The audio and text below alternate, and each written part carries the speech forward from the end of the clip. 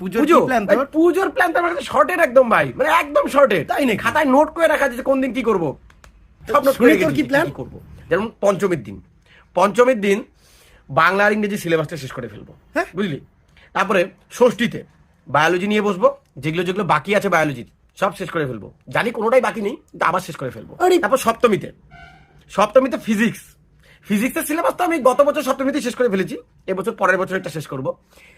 অষ্টমীতে অঙ্ক, যেগুলো যেগুলো অঙ্ক বাকি নেই সেগুলো আবার করব, সব করে নেবো, অঙ্ক শেষ করে দেবো। তারপর নবমীতে কেমিস্ট্রি, যত বিক্রিয়া আছে পারলে নিজে কিছু বিক্রিয়া বানিয়ে সেগুলোও শেষ করে ফেলবো, বুঝলি, একদম শেষ করে ফেলবো সব। দশমীতে, আচ্ছা তোর দশমীতে ঘোরাঘুরি, কিসের আবার ঘোরা, হ্যাঁ ঘোরাঘুরি, রিভিশন, পরের বছর সিলেবাসটা রিভিশন দিতে হবে না, তো ঘুরবি কখন? ওদের মতো ছেলেগুলোর জন্যই না আজকে মেধাবী ছাত্রের সংখ্যা এত কম, শুধু আমি একাই। পুজো মানে কিছু তো ঘোরাঘুরি। পুজো মানেটা কি? পুজো মানে পড়াশোনা আমার কাছে, বুঝলি, পড়াশোনা।